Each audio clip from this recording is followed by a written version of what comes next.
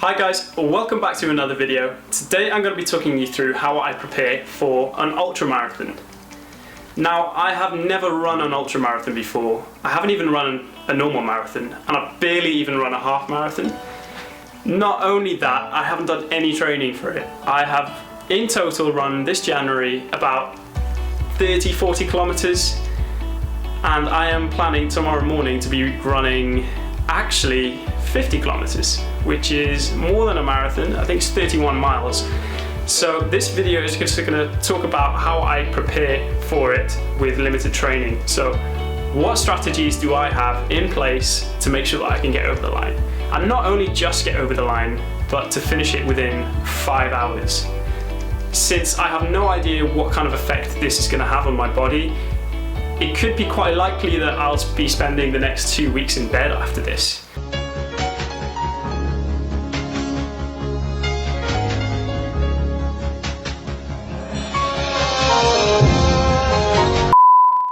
Okay, what is an ultramarathon?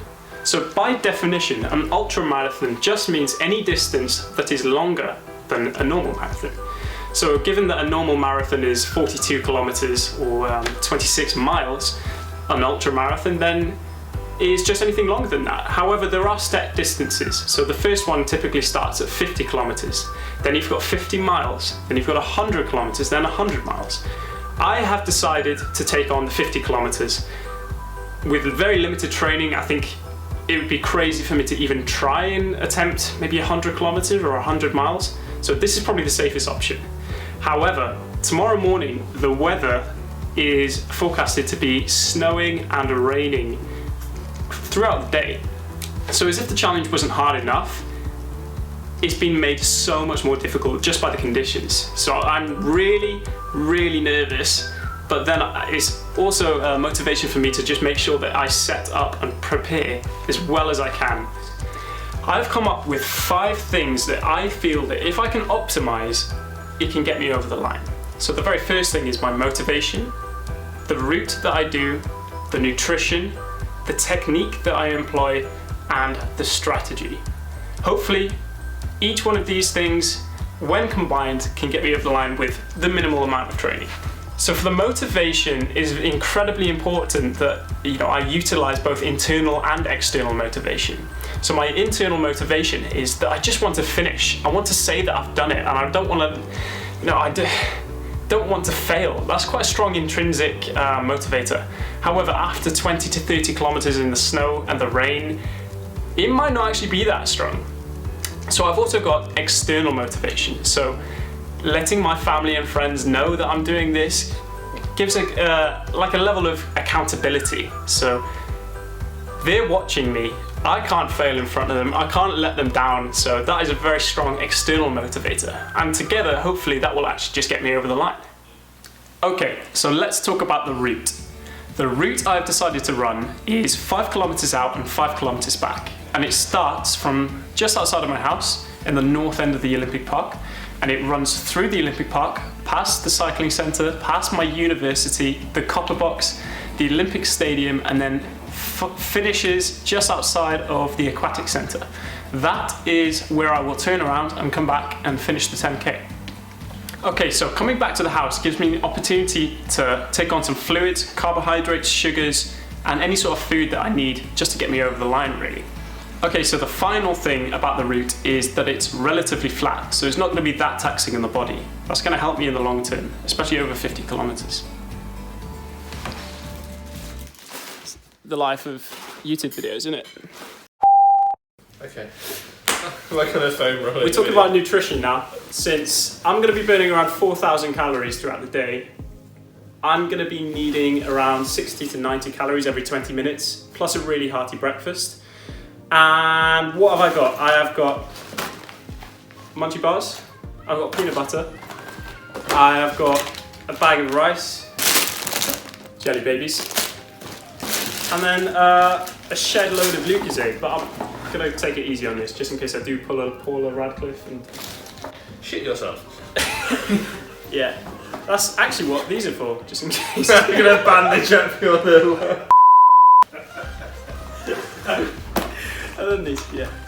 blister plasters, and one more Lucozade just for luck. Because why not? Sweet. Do you reckon you could run an ultra on that? Me? Yeah. Absolutely not. What would you run? For my ultramarathon, Yeah. a car. Right, now is a good time to talk about technique. And I've pulled up a couple of videos from a couple of days ago. And at first glance, it's probably not looking too bad, but really when you zone in and you start to see some of the issues, a very pronounced heel strike. The ankle is in front of the knee at ground contact as well. The upper body's doing okay, but the big concern here is the ankle being in front of the knee. So essentially what that is doing is putting quite a large decelerative force, and that force is then transmitted up through my legs, into my thighs and my knees and my ligaments. It's a bit of a problem, and I'm losing energy. I'm losing efficiency as well. And I think over the course of 50 kilometers, if I don't address this, this could potentially be my downfall actually. What I'm out here doing right now is trying to fix some of the things that I saw that were wrong. And as you probably saw in the video so far, it's overstriding is the main issue that I have. The way I see it is if I just practice running barefoot, that's going to really inhibit me from heel striking because it's going to hurt. So I found a relatively clean part of the Olympic Park. I'm going to be running around barefoot for a little while and seeing what kind of difference that makes on my biomechanics, and see if I can ingrain some sort of feeling that then I can use during the marathon to kind of get me over the line and make sure that I'm being as efficient as possible. So this is what I'm going to do.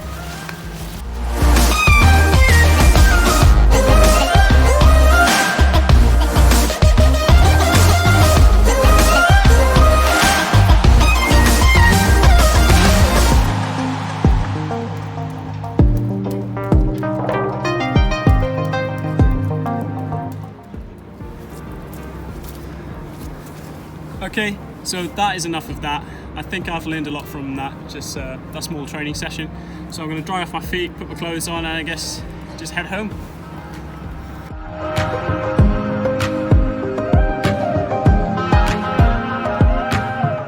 So this is me just outside of the Olympic Stadium. Just at first glance it's looking okay. Maybe the upper body is a little bit stiffer, but I am running barefoot, so I can kind of forgive that. But what you will see is the ground contact is much flatter, it's much closer to that mid-foot strike that we're looking for. And the ankle joint is in a much better position in relation to the knee. I'm not decelerating, that means so. Energy is transferred more efficiently going forwards. Fantastic. If I can properly implement this during my ultra marathon, then it might actually just save my knees a little bit and save my thighs, and this could be what saves me. However, if I don't implement this properly, it could be really bad, really quick. So I'll be completely honest with you. I was much more confident before seeing the footage of me running. Now that I've seen it, I am worried. I'm a little bit worried that this is going to be a lot harder than I thought, especially seeing the technique. It's probably going to hurt a lot more as well, but I guess we just have to see how it goes. Yeah, maybe some injuries on the way.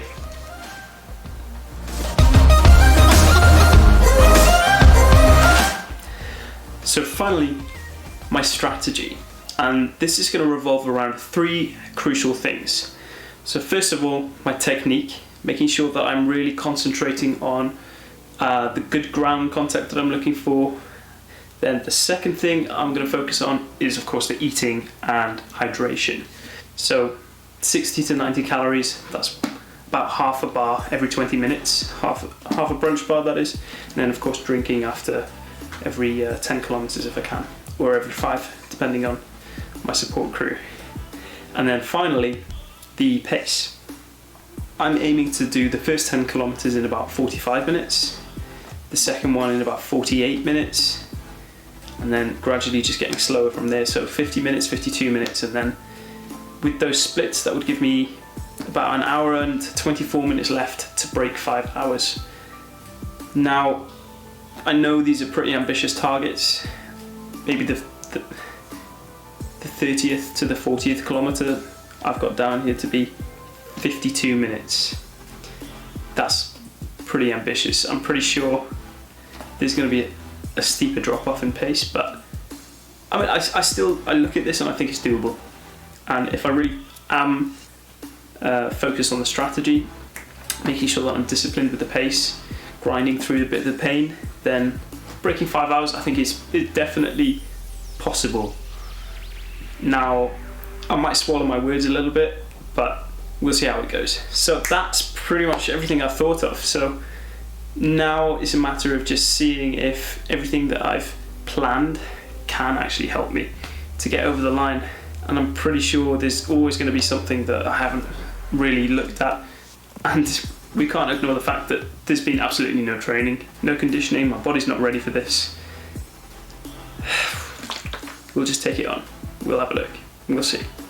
Can I do it? I'd love to know what you guys think. So, yeah. Thank you for watching. I'm going to go to bed right now.